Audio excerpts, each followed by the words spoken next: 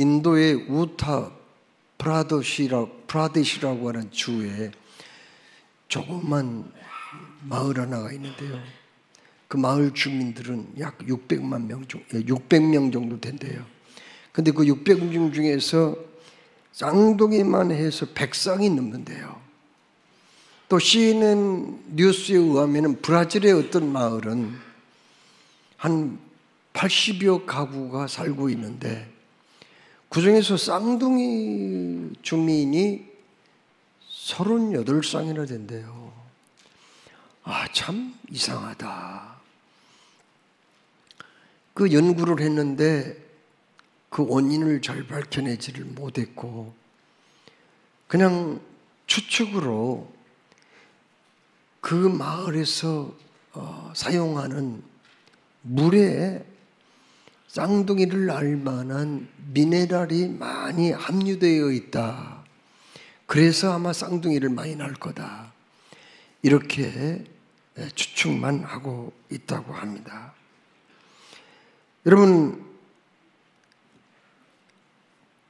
오늘 우리가 봉독한 말씀도 쌍둥이가 등장해요. 이삭의 쌍둥이 두 아들 에서와 야곱이 오늘 말씀의 배경을 이루고 있습니다. 성경에는 종종 쌍둥이가 등장하죠. 야곱의 아들 유다도 다말에게서 쌍둥이 아들 베레스와 세레를 낳았거든요. 예수님의 제자 가운데 도마라는 사람도 쌍둥이였어요. 디두모라 하는 도마라고 했거든요. 디두모라는 말은 쌍둥이라는 뜻이에요. 여러분, 오늘 등장하는 이 쌍둥이 에서와 야곱, 이 사람들은 이삭이 낳은 아들들이죠. 이삭은 몇 살에 결혼했죠? 40살에 결혼했습니다. 그런데 20년 동안 자식을 얻지 못했어요. 그런데 그 원인이 아내인 리브가에게 있었던가 봅니다. 그래서 이삭이 아내를 위해서 기도를 많이 했거든요. 그래서 20년 만에 잉태를 했습니다. 그래서 아들을, 쌍둥이를 낳았죠. 그런데 그 큰아들 에서는 굉장히 활동적인 사람이었어요. 사냥을 좋아해가지고 들르산으로 늘 누비고 다녔던 그런 사람이었어요. 동생 야곱은 어떤 사람이에요? 조용한 사람, 내성적인 사람이었어요. 주로 집안에서 시간을 보냈던 그런 인물이라고 말씀합니다. 그런데 어느 날 형 에서가 들에서 사냥을 하다가 끼니를 거르고 늦은 시간에 피곤해 지쳐서 집에 돌아왔어요. 너무 배가 고팠거든요. 그때 마침 동생 야곱이 밧죽을 쓰고 있었어요. 이때 형이 밧죽을 달라고 그래요. 배고프다고. 그랬더니 그 동생이 뭐라고 그러냐면은, 형, 밧죽 이거 먹고 장자권을 나한테 팔아. 그러면 줄게. 이렇게 얘기를 했어요. 그랬더니 형이 뭐라고 그랬어요? 내가 지금 배가 고파 죽게 생겼는데 무슨 장작권 그게 별거냐 이러면서 달라고 그랬어요. 그랬더니 형 맹세해. 맹세하고 내가 장작권 팔았으니까 다시는 주장하지 않도록 그렇게 맹세하면 내가 밧죽 한 그릇 줄게. 이렇게 하자. 거기에서 맹세까지 합니다. 그래서 결국은 야곱은 형에게 밧죽 한 그릇에 장자권을 샀습니다. 왜 그렇게 형은 장자권을 팔게 되었을까요? 그것을 별로 중요시하지 않았기 때문입니다. 그러면 동생은 어떤 사람이에요? 비록 그 사람은 성격은 내성적이고 또 집안에서 보내는 시간이 많았지만은 그러나 동생 야곱은요 축복에 대해서만큼은 굉장히 사모했습니다. 그리고 그 사람은 자기가 한번 목표를 세우면은 그것을 성취하기까지 굉장히 집착을 하고 무소울이만큼 집요한 사람이었어요. 그래서 결국은 그가 장자권을 형으로부터 팥죽 한 그릇과 빵 한 조각에 사게 되었습니다. 여러분, 장자권은 뭔가요? 큰 아들의 권리거든요. 이스라엘에서는 이 장자는 다른 형제에 비해서 부모의 유산을 이어받을 때 2배 이상을 받게 돼요. 그리고 가문의 대표자입니다. 그리고 그 아버지의 모든 그 중요한 권리를 공식적으로 승계를 받을 수 있는 사람이에요. 이스라엘 사람들은 예배를 드릴 때 장자가 인도하거든요. 그러니까 장자는 제사장권까지 가지고 있어요. 특별히 아브라함의 후손으로서의 장자는요, 하나님께서 아브라함과 이삭 그 장자를 통해서 가나안 땅을 기업으로 주시겠다고 약속했기 때문에 가나안 땅 기업으로 얻을 수 있는 그런 특권까지 가지고 있었거든요. 그래서 야곱은 이 장자권을 소중하게 여겼고 그걸 갖고 싶어서 형이 배가 고픔을 못 참는다는 약점을 이용해 가지고 결국은 그 장자권을 향해서 빼앗았습니다. 히브리서 12장 6절 말씀에는 이 에서는 음식 한 그릇에 장자의 명분을 판 망령된 자라고 책망을 하고 있어요. 그는 장자권을 그렇게 소중하게 생각하지 않았습니다. 이삭이 나이가 많아가지고 눈이 시력을 잃게 되었어요. 그래서 어느 날 형 에서를 불러가지고 에서야, 너는 들에 나가서 사냥을 해가지고 짐승을 잡아가지고 별미를 만들어서 내게 가져오라. 내가 그걸 맛있게 먹고 너에게 축복을 하리라. 나도 이 세상 떠날 날이 이제 얼마 남지 않은 것 같구나. 이렇게 말했어요. 그래서 예, 알겠습니다, 아버지. 제가 사냥을 하러 나가겠습니다. 그런데 이 큰아들과 아버지의 대화를 누가 들었느냐?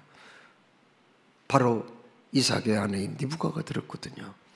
이삭은 형보다는 동생을 더 사랑했어요.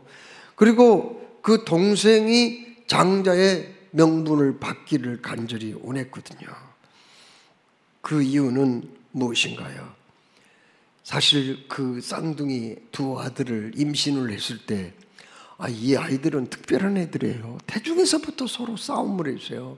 너무 힘들고 고통스럽기도 하고 그래서 하나님께 리브가가 물었어요. 하나님, 왜 태중에 임신한 이 아이들이 이 속에서 뱃속에서 싸움을 합니까? 이렇게 묻자 여호와 하나님이 대답했어요.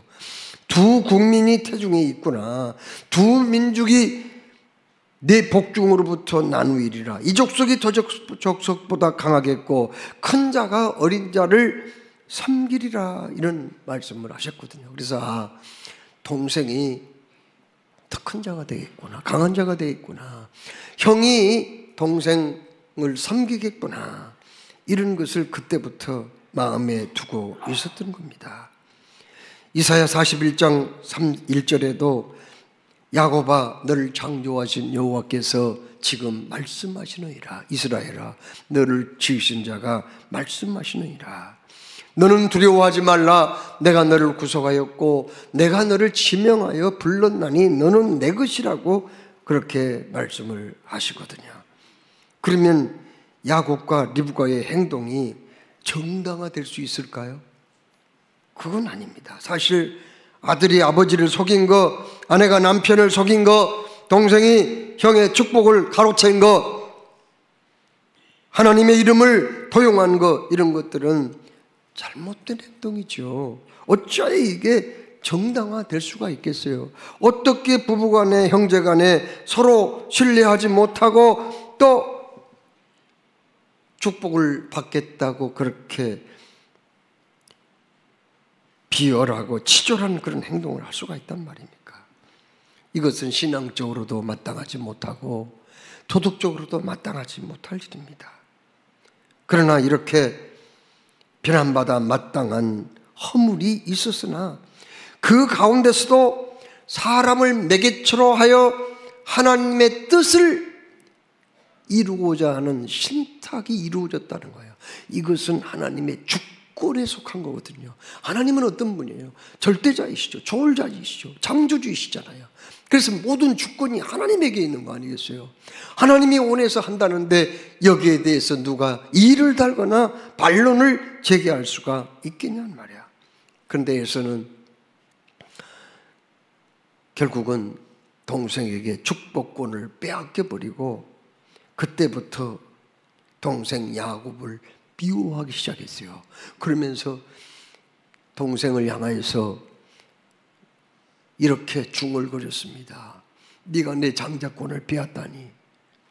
아버지도 이제 나이 들어서 돌아가실 날이 점점 다가오는데 만일 아버지만 돌아가시면은 내가 너를 그냥 두지 않을 거야. 반드시 죽여버릴 거야.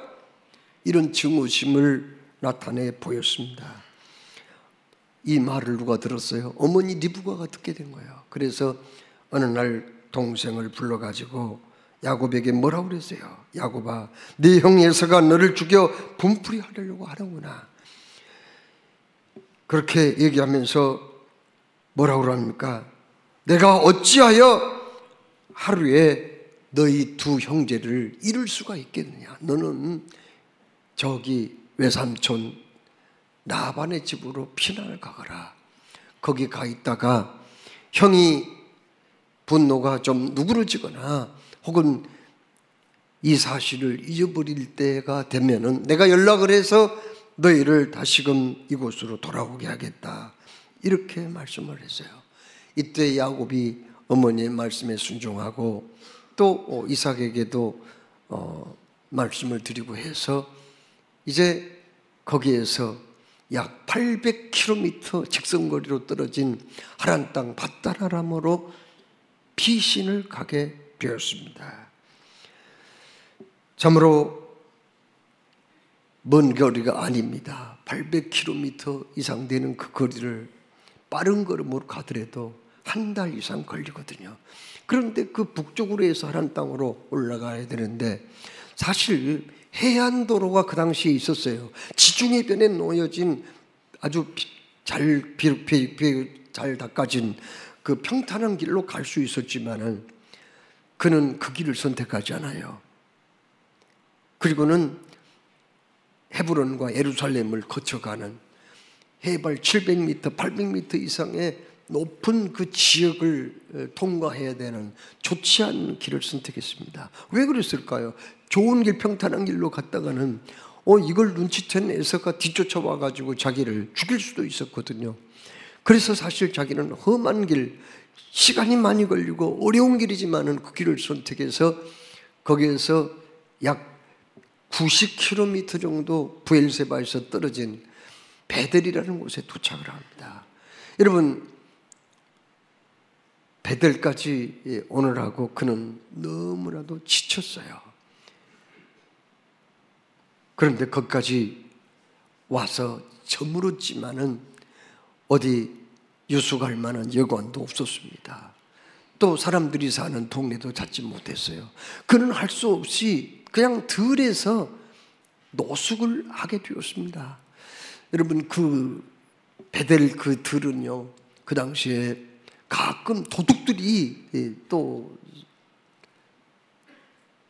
출몰하거든요. 강도가 출몰하는 그런 곳이에요. 독을 가진 전갈이나 독사도 거기에 살고 있었어요. 이스라엘은 밤이 되면은 이슬이 그렇게 많이 내려요. 거의 1년 내내 이슬이 내리다시피 하거든요. 그런데 그 찬이슬을 맞으면서 돌을 베개 삼아 그는 거기에 누울 수밖에 없었습니다. 여러분, 바로 그날 밤에 하나님께서 야곱을 찾아오셨어요. 여러분, 하나님은 우리를 언제 찾아옵니까? 내가 잘 될 때, 평안할 때, 그리고 건강할 때, 성공할 때, 많은 사람들이 박수갈채를 받을 때 하나님이 우리를 찾아온 게 아니에요. 오히려 그 반대인 상황에서 우리를 찾아올 때가 많이 있거든요. 실패해서 사람들에게 짓밟힐 때, 무시당할 때, 외롭고 쓸쓸할 때, 오해를 받아 괴로움을 당할 때, 그리고 병들어 고통을 당할 때, 그때 예수님이 찾아올 때가 많이 있거든요. 여러분, 베드로가 언제 예수님을 만나게 됩니까? 갈릴리 바다에서 고기 잡으려고 애를 썼지만 밤새워 한 마리도 고기도 못 잡고 빈 배, 아무것도 없는 빈 그물로 돌아왔을 때 허탈한 심정을 가지고 그물을 싣고 있을 때, 그때 예수님이 그에게 다가오셔서 나를 따라오너라, 내가 사람 낚는 어부가 되게 하겠다고 말씀하지 않았던가요? 여러분, 언제 하나님은 우리를 찾아오신가요? 이렇게 외롭고 쓸쓸할 때, 사람들에게 버림을 받을 때, 그리고 가진 것이 없어질 때, 그때에 찾아온다는 것을 알게 됩니다. 그날 밤에 그는 피곤에 지쳐가지고 그만 깊은 잠에 빠지고 말았어요. 그때 꿈에 하나님은 사닥다리를 보게 했거든요. 사닥다리가 나타났는데요, 그 사닥다리가 거기 야곱에서부터 저기 하늘 끝까지 놓여져 있었습니다.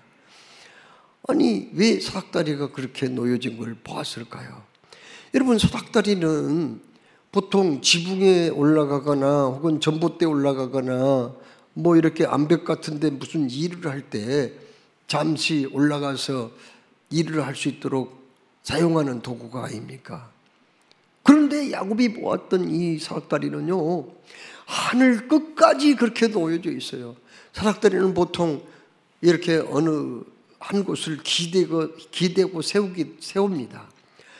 누가 그리고 그 기대고 세워진 사닥다리를 붙잡기도 하죠. 그런데 이건요, 야곱이 보았던 사닥다리는 참 이상한 사닥다리였어요. 엄청나게 길고 높은 저 하늘 끝까지 놓여져 있었는데, 거기에 어디 기댄 곳도 없어요. 매단단 데도 없습니다. 그런데 신기한 것은 그 사닥다리에 천사들이 오르락내리락 하고 있었습니다. 도대체 이게 무슨 꿈이에요? 너무나 생생한 꿈이었는데, 그 사닥다리의 맨 위에는 하나님이 서 계셨어요.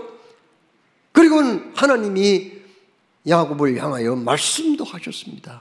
도대체 이게 무슨 꿈이에요? 사닥다리가 거기 야곱 거기 있는 곳에부터 하늘 끝까지 놓여져 있다는 것은 뭘 의미합니까? 하나님은 그냥 하늘에만 외롭고 쓸쓸하게 계신 분이 아니에요. 이 세상도 다스리시고 하늘 연기의 세계 다스리시고 온 우주 모든 창조물을 다 다스리시고 지배하시고 통치하시는 그런 분이거든요. 특별히 하나님은 야곱과 연결되어 있다는 것을 말해줍니다.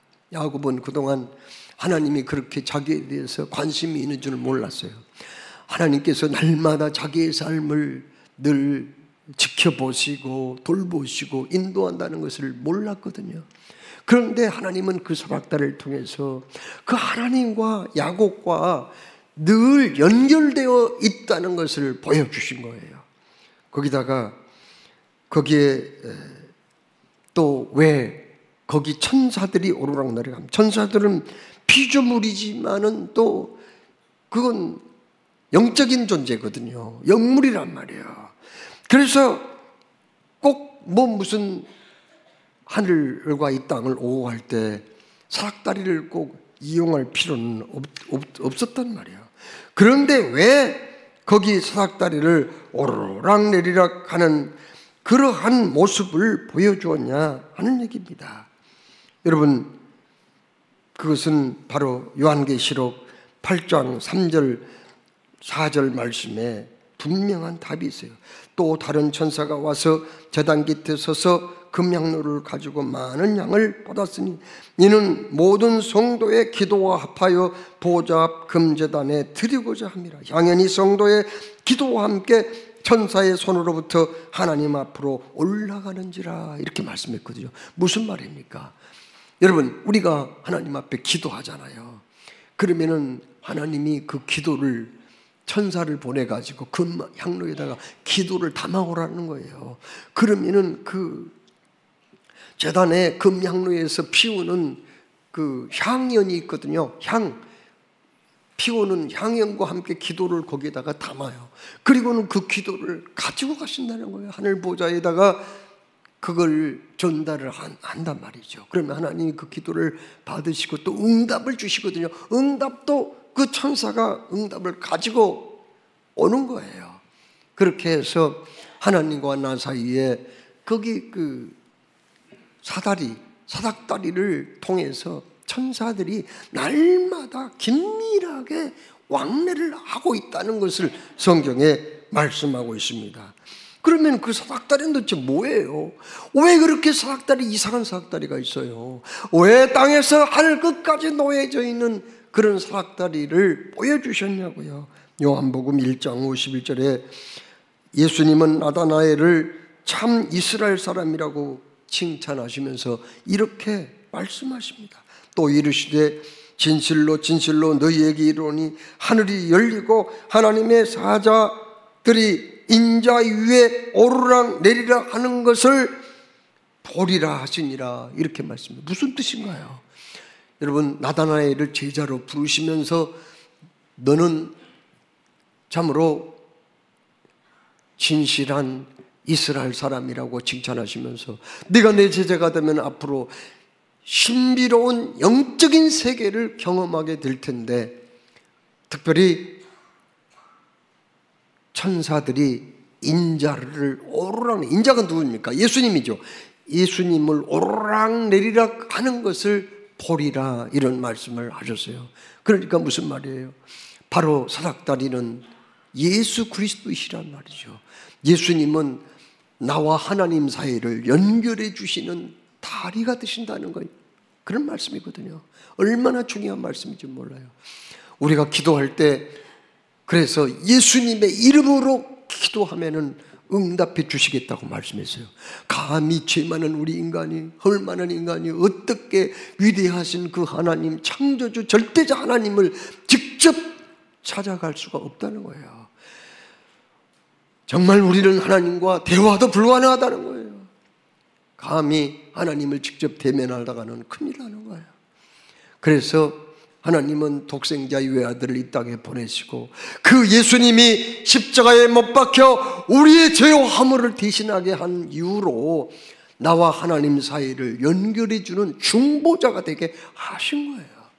그래서 우리가 예수님의 이름으로 기도할 때 하나님은 들어주시고, 그리고 우리가 예수 그리스도를 믿으면 어떻게 될까요? 영접하는 자, 곧 그 이름을 믿는 자들에게는 하나님의 자녀가 되는 권세를 주셨으니 이는 혈통으로나 육적으로나 사람의 뜻으로 나지 아니하고 오직 하나님께로서 난 자들이니라, 이렇게 말씀하셨잖아요. 그렇습니다. 우리가 예수 그리스도의 그 다리를 통해서 우리는 하나님을 만날 수 있는 거고 하나님께 나아갈 수 있는 거고, 또 그 예수님을 믿고 하나님의 자녀가 되고 거듭나서 천국 백성이 되는 줄로 믿으시기 바랍니다. 저희 할아버지는 78세에 세상을 떠나셨어요. 우리 한국 사회에서는 집안의 어른들이 돌아가시면은 임종을 해야 된다고 하는 그런 의식이 있었어요. 그래가지고 어른들이 돌아가시는데 임종을 지켜보지 못하면 불효막심하다고 생각했거든요. 그런데 우리 가정은 대가족이에요. 식구들이 많아요. 그러나 그때는 군대 가 있는 사람도 있고 공부하기 위해서 객지에 나가 있는 사람, 직장생활 때문에 나간 사람도 있고 그래가지고 집에는 그렇게 가족들이 별로 없었어요. 그런데 그 고향에서 얼마 떨어지지 않는 곳에 내 동생이 있었거든요. 그래서 아버지가 그 동생을 부른 거예요. 할아버지가 이제 돌아가시려고 하니까 그 할아버지 방에다가 밤이나 낮이나 환하게 불을 켜놓고 임종을 지켜보고 있었던 거예요. 아버지가 늦은 시간까지 그 할아버지 의식이 없는 할아버지를 지켜보고 거 계셨어요. 그러다가 너무 피곤해서 옆방에서 잠깐 쉬시는 동안에 내 동생이 거기 또 와가지고 할아버지 임종을 지켜봤거든요. 그런데 동생도 피곤해가지고 앉은 채로 고개를 떨구고 이렇게 졸고 있었습니다. 그런데 갑자기 방안이 환해지더니 사닥다리가 나타난 거예요. 지상에서부터 하늘 끝까지 아주 긴 사닥다리가 나타나더니 하얀 한복, 깨끗한 한복으로 갈아입으신 할아버지가 세상에 그 사닥다리를 한 계단, 두 계단 올라가는 장면이 생생하게 보였던 거예요. 깜짝 놀라서 잠에서 졸다가 깨가지고 봤더니 그때 할아버지가 마지막 숨을 거두는 순간이었습니다. 저희 할아버지는 하나님 살아계심을 체험을 하신 분이에요. 6.25 때도 하나님이 기적적으로 가족들을 한 사람도 상하지 않고 지켜 보호해 주심을 경험을 하신 분이에요. 그래서 예수님을 끝까지 잘 믿었던 분이거든요. 그런데 비록 실수가 있었다 하더라도, 허물이 있었다 하더라도 하나님이 다 용서하시고 예수님을 믿는 그 한 가지 때문에 받아주셨다는 것을 마지막 그 임종을 지켜보던 내 동생을 통해서 그걸 보여주신 거예요. 하나님께서 사랑하신 여러분, 나와 하나님 사이에 중보자가 되신 예수님, 오늘도 나를 위해서 하늘 보좌 우편에서 기도하고 계신 예수님, 그리고 천국 가는 그 길, 하나님께 가는 그 길에 안전한 다리가 되어주신 그 예수님을 우리가 믿고 그 예수님을 통하여서 천국까지 무사히 입성하게 될 줄 믿으시기 바랍니다. 여러분, 사닥단의 맨 위에 계신 그 하나님은요, 야곱에게 뭐라고 하셨어요? 야곱을 불렀습니다. 그리고 야곱에게 3가지의 복을 주셨거든요. 자, 그러면 오늘 여기 말씀 속에서 우리가 기억해야 할 것은 뭔가요? 오늘 지금 야곱이 지금 장자권을 형에게 정상적인 방법이 아닌 다른 방법으로 빼앗고 말이죠. 엄마하고 공모해가지고 빼앗았단 말이에요. 그걸로 인해서 형이 분노하고 죽이려고 해서 지금 피신을 갔단 말이에요. 거기에서 베델이라고 하는 곳에서 그는 꿈에 사닥다리 환상을 보았고요. 그리고 하나님의 말씀을 듣게 되는데 도대체 이게 우리와 무슨 상관이 있는 거예요? 야곱의 얘기가 나와 무슨 상관이 있냐고요? 그걸 먼저 우리가 알아야 돼요. 야곱이라는 사람은요, 선택받은 사람의 상징적인 인물이에요.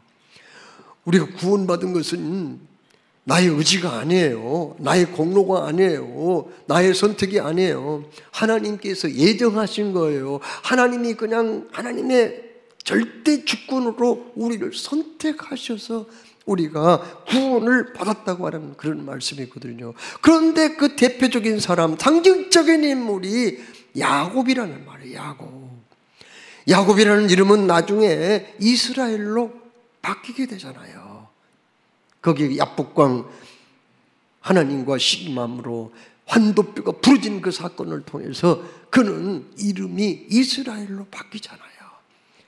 여러분, 우리도 영적인 야곱입니다. 그리고 우리도 영적인 이스라엘이에요. 이스라엘은, 이 야곱은 이 창세기에 나온 인물인데, 야곱이 진즉 이세상을 떠나고 난 그 다음에도 선지서의 말씀이나 또 역사서의 말씀이나 신약성경에 자꾸 야곱을 꺼내거든요. 야곱이 있지도 않는데 야곱아 이스라엘아 자꾸 왜 불러요? 그것은 구원받은 영적인 야곱, 영적인 이스라엘, 우리에게 하시는 말씀으로 우리가 받아들여야 되거든요. 그러면 사다리 맨 서 계신 하나님이 야곱에게 3가지 복을 주셨는데, 그 복이 무슨 복인가요? 첫째로 가나안 땅을 야곱과 그의 후손에게 주시겠다고 약속을 하셨어요. 13절에 또 본즉 여호와께서 그 위에 서서 이르시되 나는 여호와니 너의 조부 아브라함의 하나님이요 이삭의 하나님이라. 네가 누워있는 땅을 내가 너와 네 자손에게 주리니라고 말씀하거든요. 하나님이 가나안 땅을 야곱과 그 후손에게 주시겠다고 하는 말씀이에요. 자, 그러면 한번 생각해 보세요. 귀향에 하나님이 땅을 주시려면 왜 그 가나안 땅, 손바닥만한 작은 땅을 주셔요? 아니, 미국 같은 그런 나라, 살기 좋은 그런 나라를 주시면 좋았을 텐데, 아니 석유라도 많이 나는 중동 땅을 다 주셨으면 좋았을 텐데, 아니면 우리 한국 땅, 사계절이 분명하고 경치가 아름다운 한국 땅이라도 좀 줬으면 좋을 텐데 왜 그 가나안 땅을 하필이면은 그와 후손에게 주었어요? 실제로 그 후손들이 지금까지 거기에 그 땅을 지키고 있는 건 맞습니다만은 왜 거기를 주었냐고요. 여러분, 오늘 이 말씀은 뭔가요? 우리들에게 하신 말씀이라고 그랬죠. 야곱한테만 하는 얘기가 아니에요. 우리들에게도 땅을 주시겠다는 말이에요. 그 가나안 땅은 영적인 가나안 땅, 천국을 의미하거든요. 그러니까 바로 하나님이 주신 그 가나안 땅, 거기에서 우리의 구원주 그리스도 예수님께서 탄생을 해야 되기 때문에, 그렇습니다. 탄생을 해야 되기 때문에 바로 그곳에 주님이 오셔야 되기 때문에 그 땅을 주신 거고요. 그리고 그 땅을 주셨다고 하는 것은 우리에게 영원한 천국을 기업으로 주신다는 약속이 거기에 있는 거죠. 로마서 8장 17절에 이렇게 말씀합니다. 자녀이면 또한 상속자, 곧 하나님의 상속자여 그리스도와 함께한 상속자니 우리가 그와 함께 영광을 받기 위하여 고난도 받아야 할 것이니라. 무슨 말씀이니까요? 하나님은 우리에게 천국을 상속할 받을 수 있는 사람으로 정해 놓으셨다는 거예요. 그리고 빌립보서 3장 20절에는 우리에게 천국의 시민권을 이미 주셨다고 말씀했거든요. 여러분, 이미 하나님의 나라 천국에 우리가 상속권을 이미 받았기 때문에 천국은요, 여러분의 이름으로 등기 이전이 끝난 줄로 믿으시기 바랍니다. 아멘. 이미 천국을 등기 이전해버렸어요. 우리는 그냥 때가 되면 가면 되는 거예요. 성경에 그렇게 말씀했어요. 아니, 성경 말씀 안 믿으면 뭘 믿으려고 그랬어요? 그걸 우리에게 말씀하기 위해서 너와 내 후손에게 가나안 땅, 네가 누운 이 땅을 주리라고 그렇게 말씀한 거예요. 두 번째로 야곱의 자손이 크게 번창하여 동서남북으로 퍼져나갈 것이며 땅의 모든 족속이 야곱과 그의 자손으로 말미암아 복을 받을 거라고 말씀하셨거든요. 14절에 내 자손이 땅의 티끌과 같이 되어 내가 서쪽과 동쪽과 북쪽과 남쪽으로 퍼질지며 땅의 모든 족속이 너와 내 자손으로 말미암아 복을 받으리라, 이렇게 말씀했어요. 이 말씀은 사도행전 1장 8절 말씀과 맥을같이 해요. 오직 성령이 너희에게 임하시면 너희가 권능을 받고 예루살렘과 온 유대와 사마리아와 땅끝까지 이르러 내 증인이 되리라고 말씀했거든요. 야곱과 그의 후손이 예수님이 부활하신 직후에 성령 충만 받죠. 성령의 불 받죠. 그리고 어떻게 됐나요? 이제 퍼져나갑니다. 동서남북으로 퍼져나가요. 그래서 예루살렘 복음화 시켰죠. 그 다음에 또 어디로 가요? 유대 지방으로 나갑니다. 또 어디로 갑니까? 사마리아로 갑니다. 또요, 지중해 여러 섬들로 갑니다. 퍼져나가야 돼요. 여기 퍼져나간다고 그랬잖아요. 그래, 퍼져나갑니다. 그 다음에 어디로 갑니까? 안디옥으로 갑니다. 소아시아로 갑니다. 그 다음에 또 어디로 가죠? 거기 그 야곱과 그의 후손이 어디로 가요? 또 어디로 갑니까? 저기 유럽으로 갑니다. 마게도냐, 데살로니가로 갑니다. 아가야로 갑니다. 그 다음에 아덴으로 갑니다. 고린도로 가죠. 아덴, 그 다음에 거기서 또 어디로 가요? 더 나갑니다. 세계의 중심 도시 노마로 건너갑니다. 그리고 전 세계로 쫙 퍼져나가서 뭐라고 말씀합니까? 이렇게 동서남북으로 퍼져나가게 될 것이며, 또 뭐라고 말씀했어요? 모든 족속이 너와 내 자손으로 말미암아 복을 받을 거야.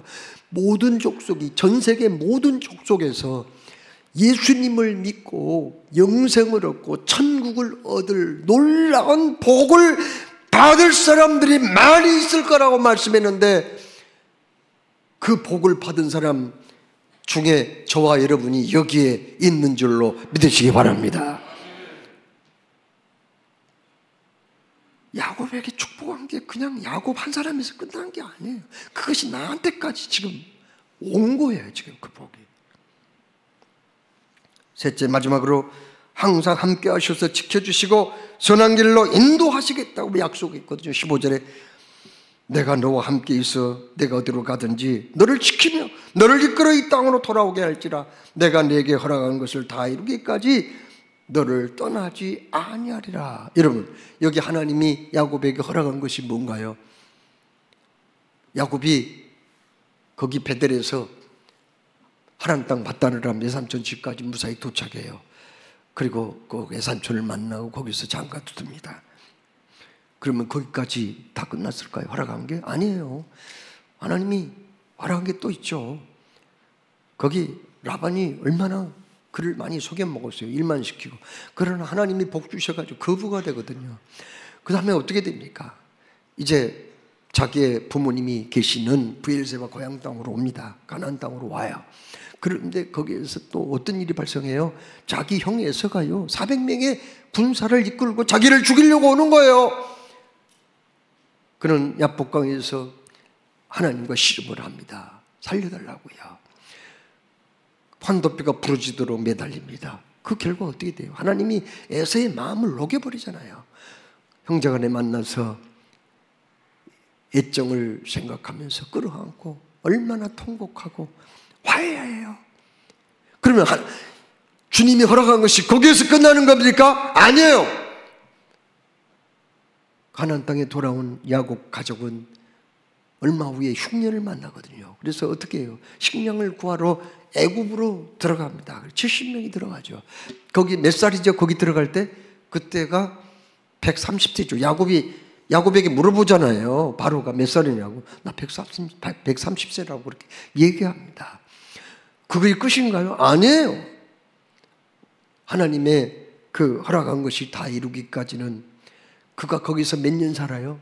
17년 살거든요. 그럼 몇 살이죠? 147세에 그는 하나님의 부름을 받고 자기 조상이 묻혀 있는 어디로 갑니까? 가나안 땅 헷족 속에게 샀던 헤브론의 막벨라 굴의 장사가 돼요. 거기까지. 그러면 그가 베델에서 하나님을 만나고 축복의 그 약속을 받은 그때의 나이가 77세거든요. 그럼 147세에 하나님의 부름을 받을 때까지 하나님은 끊임없이 그를 돌보시고 지켜주시고 복을 주시고 함께해 주시고 인도하셨는데 몇 년인가요? 70년이에요. 하나님께 사랑하신 여러분, 하나님 우리를 선택하시고 야곱의 은혜와 복을 주신 줄로 믿습니다. 하나님 우리를 지켜주었어요. 또 보호해 주셨다니까요. 우리에게 필요한 걸 채워주셨어요. 양식으로 먹여주셨어요. 선한 길로 좋은 길로 인도하셔서 오늘에 이른 줄로 믿습니다. 그리고 여기에서 끝나는 게 아니라 이 세상 끝날까지, 주님 앞에 선 그날까지 변함없이 그렇게 해 주실 줄 믿으시기를 주의 이름으로 축원합니다. 주님이 사랑하는 여러분, 야곱과 함께 하셔서 그를 보호하시고 인도하시고 복을 주신 하나님께서 2024년도 한 해를 우리와 함께 하셨습니다. 하나님이 지켜주셨기 때문에 오늘 우리가 이렇게 여기 나와서 밝은 얼굴로 하나님 앞에 예배하고 있지 않습니까? 하나님은 여기까지 인도해 주신 줄로 믿습니다. 그러나 여기서 끝나지 않았어요.